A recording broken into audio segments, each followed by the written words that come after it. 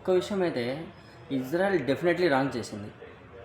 ఇక్కడ న్యూట్రల్గా ఉన్న ఖతార్ మీద, అది క్యాపిటల్ సిటీ మీద బాంబ్ స్ట్రైక్ చేస్తే, ఎయిర్ స్ట్రైక్ చేస్తే ఎవరు దానికి రెస్పాన్సిబుల్?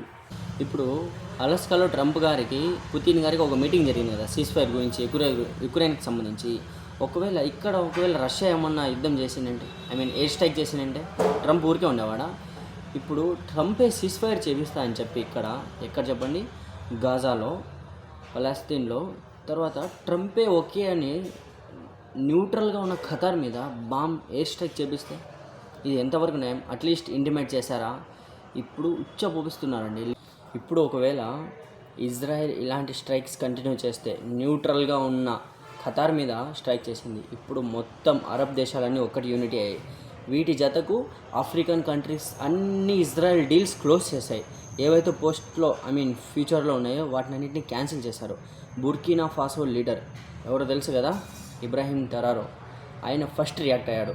తర్వాత ఎన్ని డీల్స్ అయితే సైన్ చేయాలో, తర్వాత వాళ్ళ మిలిటరీని ట్రైన్ చేస్తున్నారు, ప్రతి ఒక్క డీల్స్ క్యాన్సిల్ చేశారు.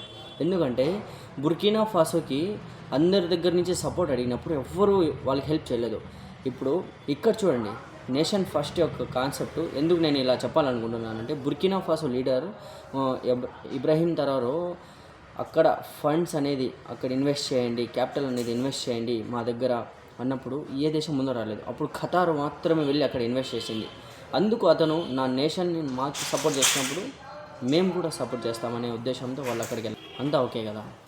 ఇప్పుడు ప్రెజెంటు మొత్తం ఆఫ్రికన్ కాంటినెంట్లో ఎన్ని యూఎన్ నేషన్స్ ఉన్నాయో, మొత్తం ఆఫ్రికా యూఎన్ నేషన్స్ వాళ్ళందరికీ కాల్ చేసి ఇది మీకు ప్రాపర్గా అర్థం కావడం లేదు ఇది అని మొత్తం ఎన్నెన్నో. ఇజ్రాయెల్ ఎలాగంటే అట్లీస్ట్ ఇంటిమేట్ అయినా చేయాలి కదా. బుర్కినా ఫాసో ప్రైమ్ మినిస్టర్ అయితే ఇబ్రాహీం ట్రారో ఒక మంచి స్పీచ్ అయితే ఇచ్చాడు. మాకు ఫ్రెండ్కి హెల్ప్ చేయాలి, ఎనిమినే అలా మాకు నమ్మి మా యొక్క దేశంలో ఇన్వెస్ట్మెంట్ చేసిన ఖతార్కి మేము ఎప్పుడు బ్యాక్ సపోర్ట్ ఉంటాం. మేమే కాదు, ప్రతి ఒక్క ఆఫ్రికన్ కంట్రీకి కూడా. ఇప్పుడు నెతన్యాహు అయితే డైరెక్ట్గా బుర్కినా ఫాసో లీడర్కి కాల్ చేశారు. తర్వాత ఆఫ్రికన్ కాంటినెంట్లో ఎన్ని కంట్రీస్ ఉన్నాయి దాదాపు అందరికీ కాల్ చేశారు. ఎవరు? నెతన్యాహు. మొరాకో లీడర్కి కూడా కాల్ చేశారు. ఎవరు? నెతన్యాహు. ఇది మీకు అర్థం కాదు, ఈ డీల్ ఏమంటే అంటారు, ఏమన్నమాటారు. ఇక్కడ న్యూట్రల్గా ఉన్న ఖతార్ మీద ఎందుకు దాడి చేయాలి? ఇప్పుడు Saudi Arabia, Qatar, Dubai, Oman, UAE మొత్తం ఇప్పుడు ఒక్కటయ్యారనమాట, అరబ్ కంట్రీస్ అంతా. Maybe I hope all countries యునైటెడ్గా ఉంటాయని అయితే నేనైతే భావిస్తున్నాను. మీకు చెప్తున్నాను చూడండి, ఇజ్రాయెల్ వెనుక మీకు హిస్టరీ తెలీదు. ప్రాపర్గా హిస్టరీ తెలిస్తే మీరు మాట్లాడండి ఇజ్రాయెల్ గురించి. వన్స్ ఇజ్రాయెల్ ఎక్కడి నుంచి పుట్టిందో అది తెలుసుకోండి ఫస్ట్ మీరు. తర్వాత ఇజ్రాయెల్కి సపోర్ట్ చేద్దరు, ఓకేనా? ఇప్పుడు నా యొక్క ఒపీనియన్ ఏమంటే, ఇజ్రాయెల్ ఇక్కడ ముమ్మాటికి తప్పు చేసింది. ఇజ్రాయెల్ అయితే అటాక్ జరిగింది, ఓకేనా? ఇజ్రాయెల్లో ఎవరు అటాక్ చేశారు? గజా వాళ్ళు. ఇజ్రాయెల్ వాళ్ళు రిటాలియేట్ ఎక్కడయ్యారు? ఖతార్లో అయ్యారు. ఖతార్ వీళ్ళకి ఏమన్నా ద్రోహం చేసిందా? వీళ్ళ మీద ఏమైనా ఎయిర్ స్ట్రైక్స్ చేసిందా? వీళ్ళ యొక్క పీపుల్ని ఏమన్నా చంపిందా?